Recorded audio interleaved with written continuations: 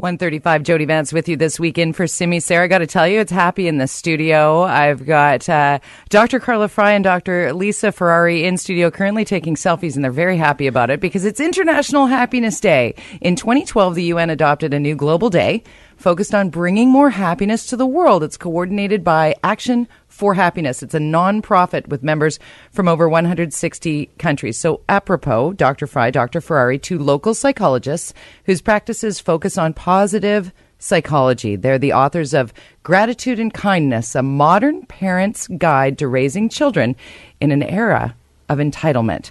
Or also, they've started the Kindness Patrol, a movement encouraging kids to do acts of kindness for others. And it gives me goosebumps just to say that out loud as a parent. So welcome, Carla and Lisa. Thank you for being here. Thank you so much. I want to start with the simplest of questions.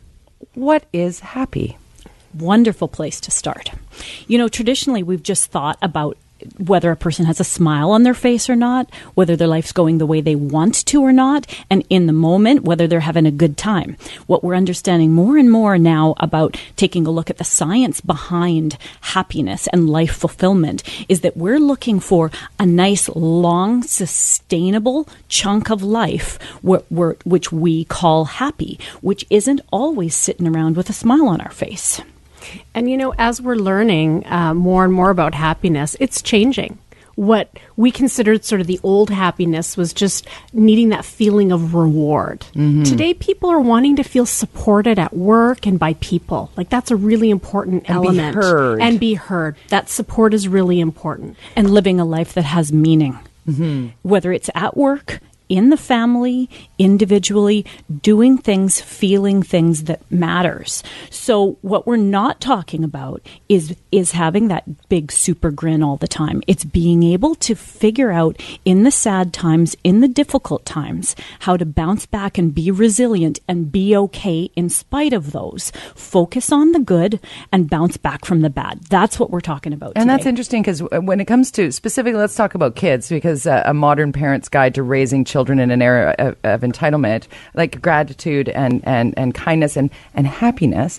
I mean, I've got a 9-year-old, full disclosure, so I've already been bending the doctor's ears in the green room. I'm not going to lie to you. But with my boy, he has gotten that anxious moment where he might be sad and you want to try and pull them out of it. And one of the things that my grandmother taught me when he's like, Mom, what if it all goes wrong? And I just try and come back with, what if it goes right? Yeah. Like, not what's the best thing that could possibly happen, or one day, sure, you'll be in the Baseball Hall of Fame, or whatever the dream is, but just the simple, like, let's bring it back to just thinking maybe the good thing will happen here instead of not your best day, because that sometimes, do we as adults need to do that, apply it to ourselves? It's easy to say for children. Absolutely. I mean, it's how we parent our kids is definitely what we also want to be able to model to them. Right. So you want your child to see you doing that same action, right? You want them to see you put it in action. Right. Not the fake smile with what they expect you to say. Right. Yeah. And when we have a difficult time,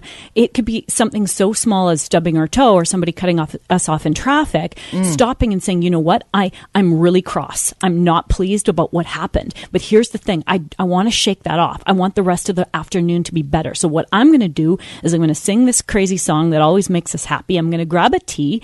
And how about if we share a tickle? I mean, that's 3 things. You don't have to do 3 things. But just what one an aha thing. moment. Yeah. Even just stopping and saying, I'm cross right now. That just happened. Because I do go, what happened, Mom? Oh, that driver. Okay. Showing him how I'm turning it around. Showing him, right? Yeah. Letting him into your thinking about it. Right. And then you need to speak it so that he understands what your process is. And hopefully he will also use that process. So if now I have a teenager, let's say I've got a 16-year-old, 15-year-old. Okay. Right? Yeah.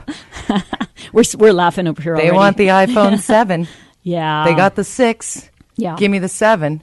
Everybody's got the 7. I'm sad if I don't have the 7. Like that. I'm looking at your book and I'm thinking gratitude and kindness in a time of entitlement. Is that the type of entitlement? Like, I want this, we have that, I want more. I had to teach my son that money doesn't just magically come out of my Visa. I have to actually pay it back. Like there's that. What's the nugget with regard to the entitlement factor? Yeah, well, there's a couple of things. Starting early. I mean, in theory, the person with a 15 or 16-year-old hopefully has thought a couple of these things when the child was younger. But even if not, if this is like the first kind of time thinking about it, it's very much about on a day-to-day basis, hopefully even catching a week before I need the iPhone 7, is taking a look at each day, what do we have enough of? And talking ourselves. I like that. Right. Not just about I'm going to be happy when we go on vacation. I'm going to be happy when we get a new car. I'm going to be happy when blah, blah, blah. Yeah. We need to shift our talking and about check it out. Check out what we do have. I like that. Right. That's just gratitude right there. And giving, doing for others. I mean, happier people are people that give, right? It's not what it is that they need or what they need to acquire, but in a lot of the research that we've done, it's really about people who are happy or are engaging in acts of kindness and are giving. And looking beyond maybe your bubble, right? Yeah. Relating to, I was saying that I took my son to Spain last year, and that was his first time really going international and seeing, we didn't go to Disneyland. We went to Madrid. Right. So, right. I mean, Madrid's beautiful, but there are various levels that we went through and we saw, and there was a massive fire at one point when we went right by it, and he was kind of in awe of it and, explaining him through it, and he learned a ton. And I also said, by the way, you're responsible for all your stuff. You forget your stuffy on the train, it's gone. So, those kinds of lessons came through. But the appreciation of once we got home, he's like, Mommy, I love Spain, but here's nice. Fantastic. Right. Excellent anecdote, because helping our kids to see that their normal isn't global normalness, right? It's really powerful. I like that. And exercise helps me. I mean, that's how I find my happy every day. Get out, move, right? So regardless of age, kids, but sometimes kids are hard to get off the tablet or whatever, or even if it's reading a book, but just get outside. I remember that with my mom. Get outside. I don't care what you do. Just go. But it's so important to get them moving, right? It's so important. It's so important. And to teach them that it doesn't have to be that trip to Disneyland. It can be, I love my socks. Every time I wear these socks, I got a spring in my step, right? The smell of my puppy's ears are so yum. The little things, because if our kids are oriented to just look for the big super fantastics, well, the big super fantastics don't happen every day. They're few and far between. Indeed. What are some other tips, like awareness? Right?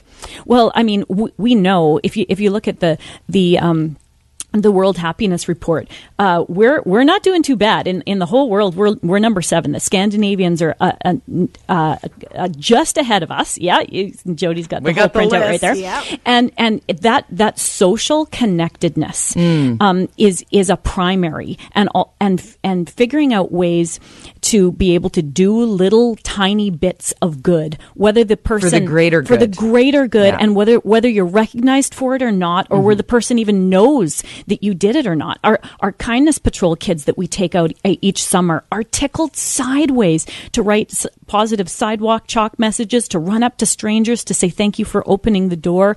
The kids are just floored by how do we get involved in that?